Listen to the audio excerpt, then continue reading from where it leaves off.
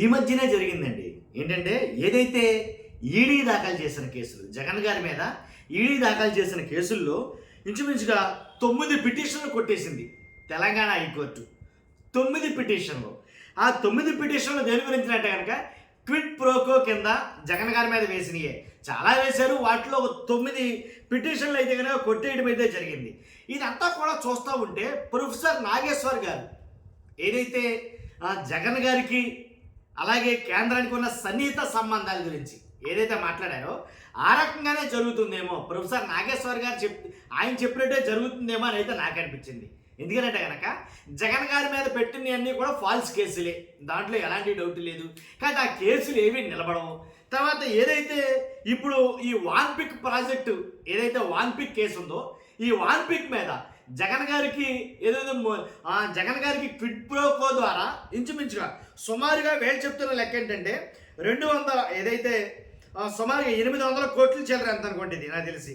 కాబట్టి 863 కోట్లు ఏదైతే జగన్ గారి కంపెనీలో పెట్టుబడులు పెట్టారని, ఏదైతే నిమ్మగడ్డ ప్రసాద్ ఏదో ప్రయోజనం చేకూర్చాడని, ఏదైతే కొన్ని ఆధారాలు చూపుతూ పిటిషన్లు వేసిందో ఆ పిటిషన్లన్నీ కూడా పటాపంచలైపోయినాయని చెప్పాలి ఈ రోజున. కాబట్టి దీనికి కారణం ఏంట్రా అంటే కనుక ఒకటే చెప్పాలి. అలా అంటేనేమో ఒప్పుకోవట్లేదు. మరి కేంద్రంతో జగన్ గారికి ఉన్న సన్నిహిత సంబంధాలా? కాబట్టి కేంద్రం ఏదైనా చక్రం తిప్పుతుందంటారా జగన్ గారి విషయంలో? ఒకసారి దాని గురించి మనం మాట్లాడబోయిందని నాది రిక్వెస్ట్ ఉందండి. ఏంటంటే ప్రజలందరికీ తెలియాల్సినటువంటి వాస్తవాలు కాబట్టి మీ అభిప్రాయాలు ఖచ్చితంగా కామెంట్ రూపంలో తెలియాలి. ఫస్ట్ మీరు లైక్ చేస్తే ఎక్కువ మందికి ఇన్ఫర్మేషన్ జరుగుతుందండి. మీరు లైక్ చేయండి. అలాగే కొత్తగా మన ఛానల్ చూస్తే పక్కాగా సబ్స్క్రైబ్ చేయండి. కాబట్టి వాల్పిక్ కేసులు ఏవైతే ఉన్నాయో ఈడీకి, మరి ముఖ్యంగా ఈడీకి తెలంగాణ హైకోర్టులో భారీ ఎదురు దెబ్బ తగిలిందని చెప్పాలి.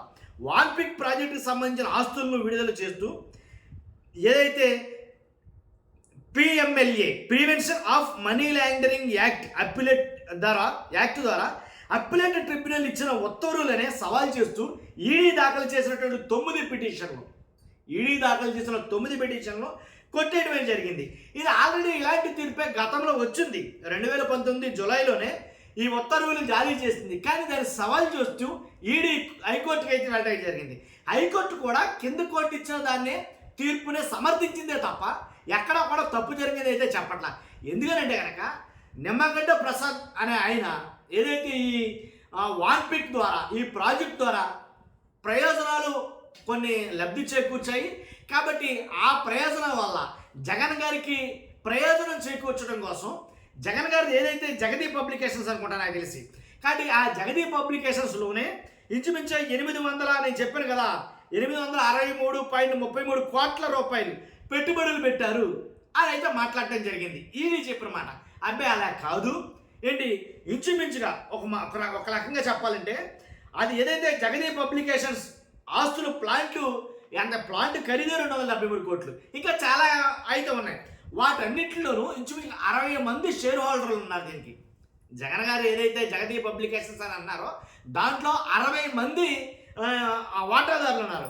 ఈ 60 మంది కూడా సుమారుగా ఒక్కో షేరు 360 రూపాయలు చొప్పున కొన్ని వేల షేర్లు అయితే కొనడం జరిగింది. 360 రూపాయలు చొప్పున షేరు. కాబట్టి మరి అలాంటప్పుడు కోర్టు కూడా మాట్లాడింది ఏంటంటే, మీరు ఏదైతే వాన్పిక్ ద్వారా వచ్చిన ప్రయోజనం వల్ల నిమ్మగడ్డ ప్రసాద్ ఏదైతే జగన్ గారి జగదీప్ పబ్లికేషన్స్లో పెట్టుబడులు పెట్టారు అని అయితే మీరు మాట్లాడుతున్నారో దాంట్లో ఇంచుమించుగా సుమారుగా 60 మంది లబ్ధిదారులు ఉన్నారు కదా. 60 మందిలో 45 మందిని మీరు పక్కన పెట్టేశారు. మిగిలిన వాళ్ళని బూచిగా చూపిస్తున్నారని చెప్పడం జరిగింది. కాబట్టి ఇది ముమ్మాటికి తప్పే. కాబట్టి దీని మీద ఎలాంటి చర్యలు తీసుకోలేము. కానీ ఆ ఆస్తుల్ని వెంటనే రిలీజ్ చేయని అయితే వాళ్ళు చెప్పడమే జరిగింది. కాబట్టి అందుగురించే చాలా అంటే దీంతో పాటు కొంతమందిని హైకోర్టు కొట్టేసిన అప్పీళ్లలో భాగంగా ఈ 9 అంటే G2 corporate services, Suguni constructions LLP, తర్వాత జగదీప్ పబ్లికేషన్స్ జగన్ గారిది, తర్వాత Gilchrist investments private limited, alpha avenue private limited, Carmel Asia holdings, అలాగే YS Jaganmohan Reddy, alpha Vilas private limited, Nimmagadda Prasad తదితర ప్రతివాదులకు ఊరట లభించడం అయితే జరిగింది. Vanpic ports private limited and others, Vanpic project private limited, Vanpic ports private లిమిటెడ్లకు 2 ఏళ్ల క్రితం జస్టిస్ ఉజ్జల్ భూయన్ ఆధ్వర్యంలోని ధర్మాసనం ఇచ్చిన ఉత్తర్వులో ఓరాట లభించిన విషయం తెలిసిందే. అది మరలా రీసెంట్గా తీర్పునైతే సమర్థించడం జరిగింది తెలంగాణ హైకోర్టు. కాబట్టి ఇలాంటి విషయాల్లో ఖచ్చితంగా 100% అయితే కనుక జగన్ గారికి ఇది ఒక గుడ్ న్యూస్ లాంటిది, ఒక శుభవార్త లాంటిది.